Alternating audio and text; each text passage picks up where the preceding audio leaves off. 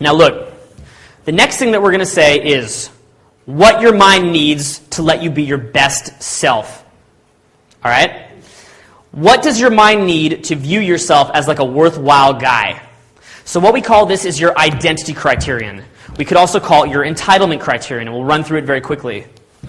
Essentially, your identity criterion is where your mind looks to reference how much value you have. In other words, the rules that you have to decide whether or not you're allowed to go into state.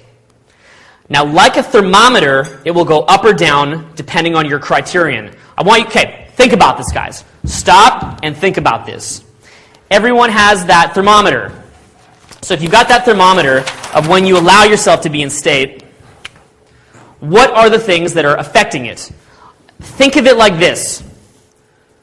The thermometer that you use to decide whether or not you go into state is actually programmable. You can program that thermometer. Like you can say, I want my thermometer to go up when I put it in water, or I want my thermometer to go up when I put it in dirt or something like that. But instead we'll apply it to like a social context. All right? So some examples are, when we think of people's rules, some of them would be like how they're dressed. You guys know what I mean? You guys ever notice when you're dressed really well, maybe you feel really good? That's because society has programmed you to have a good thermometer, like, clothes, that's being programmed in your thermometer, all right? Think of it this way. One thing that I did, or that I noticed in myself, one quality that I noticed in myself, was that when I was dressed really well, I would do awesome with women because I felt good, but when I was dressed like crap, I wouldn't even approach. Because I'd see the girl I want to talk to, and I'd go, I'd do it later. Right? No, I'm just not dressed good right now. I'm not going to do it. I don't look presentable. I'm not going to do it. What I later did, I had a couple experiences. One was when I had a giant mustard stain across my face. This big gloob of mustard that got there somehow. Who knows how? And I went out, had an amazing night. Awesome. Went home and found this gloob of mustard, asked my friend, he goes, he has been there all night. Okay? Right? Another time I had a giant zit. Huge, when you get one of those ingrown hairs over your lip that looks like a cold sore? Oh, yeah. And it can actually get even more grotesque than a cold sore, right? The thing is, I had a big ingrown hair. And guess what? Didn't know I had it. Went out, had a kick-ass night, found out when I got home, asked my buddy, yeah, that's being there, it's nasty. All right? So again, okay? It's a rule, because I didn't know that I wasn't meeting my own rules, I did okay. Incidentally, you want to hear a really nasty story? Sure. I had a girl once that I had moved forward to a restaurant, and I had one of those ingrown hairs, and she fucking picked it off, right, and it bled, because she didn't like it, right? Anyway, it's because she had decided that things were going to be moving forward, and she didn't like it. So there's a little scar there right now, which is a nice little memory of that interesting night. Now, okay, so look, which is a bizarre night in many ways, let me tell you. But all right, so anyway, essentially, these are your rules. So going through them in a more formal level, I have different types of rules that I like to talk about. And you guys might have heard me cover this briefly in Foundations. So one of them is like superficial standards. That's like when you've met the typically unrealistic standards of society, which could include looking good, having a high-status job, making money, or owning nice things. You have that, and you're kind of like, your state thermometer, right? Or your nimbus meter. I just made that up now. How fucking creative is that? Your nimbusometer.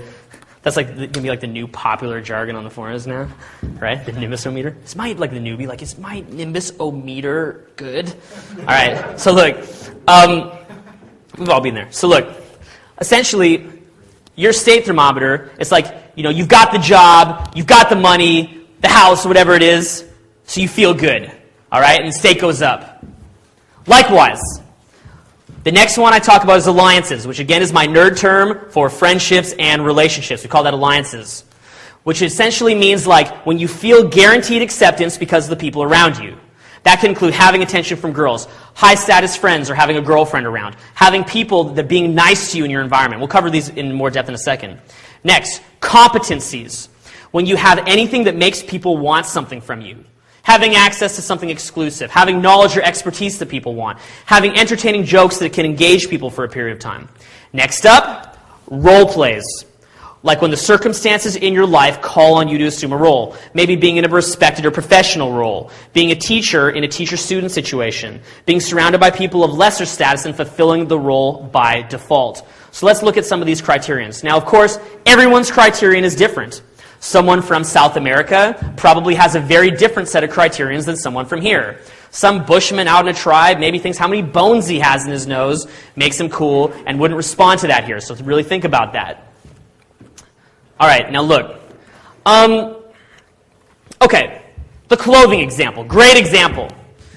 So, think back a couple years ago. Why don't we say 3 to 4 years to be exact. Think of a day when you got a great new set of clothes. New hair, say you got a new haircut the same day. And you're walking through the mall, and you know that feeling when you're walking through the mall with your brand new, fresh pressed shirt and your brand new haircut, and the girls are checking you out. Everyone had that experience? Yes. Everyone's had it. Every guy could recognize that experience. And what did you say in your head? Damn, this is a tight shirt. This is a great shirt. It's really working for me. This is a great haircut. It's really working for me. You know, I really notice that women just respond better when I'm dressed nice.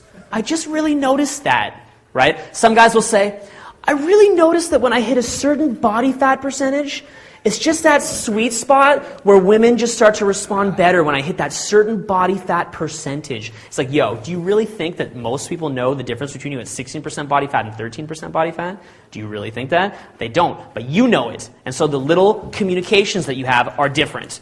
Now, what happens with most guys? They wear the shirt for a little while. They feel good. Women respond to it. After a while, they don't really care about it anymore. And what do they say? I like your shirt. Yes, this shirt doesn't work anymore, right? This shirt doesn't have the mojo powers that it once had. Therefore, I will now go and engage in more consumerism and purchase a new shirt. So, think of it even this way.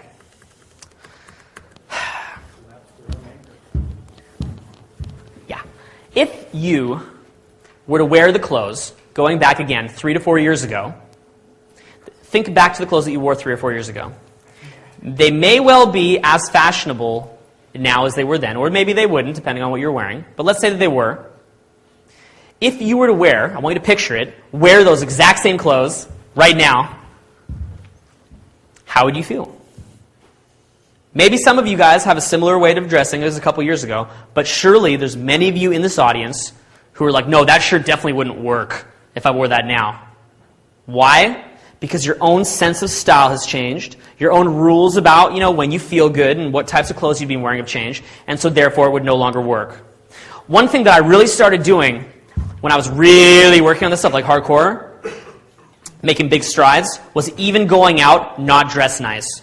And in fact, I made certain rules, like I would still approach girls. Like when I was learning how to get my approaches down, that I would still talk to girls, even if my whole setup was not good at all. For example, say I was coming back from the shopping mall, and I have shopping bags on me, and say I'm walking by a club, I remember the first time I did it was in Sydney, and I was walking through some Irish pub area or something like that, and I had my shopping bags on me, and I was dressed like crap, and I just walked into the club, and I did approaches and met girls and got phone numbers, dressed like crap with a bunch of shopping bags in a nightclub.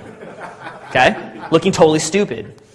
Right? And still had a good night. I didn't let it get to me. I remember another time I was out in Richmond, and out in near London, and again, down by the Thames River, just out there, dressed like crap, and approach a girl dressed to the nines. And pulled it off. All right? And I said, wow, look at this. It doesn't matter. So, look, I'm not saying that you shouldn't dress well, but hey, maybe you want to consider not dressing as well as you normally dress and just try going out and seeing what happens. And that way you're not dependent on it. I'm not telling you not to be presentable. I would think that's so funny to think like that. But the point is that you should never rely on your clothing. All right? Some people use clothing as like a shelter. Has anyone here ever had a girlfriend who was really infatuated with you, and then she wouldn't dress bad in front of you at the start of the relationship? She had to wear makeup in the daytime and stuff, whatever, stuff like that. right? And it's like, again, she has that attachment that's there, all right? Or you know how some girls will not go out to the club unless they've got their hair done, that kind of thing? They will not go. To me, that's the same kind of a thing. And it's fine, you know. I think it's cute. I think it's adorable. I think it's totally adorable. But the point is that me as a man, I'm looking to move past that, all right? I'm not looking to have that be a hindrance.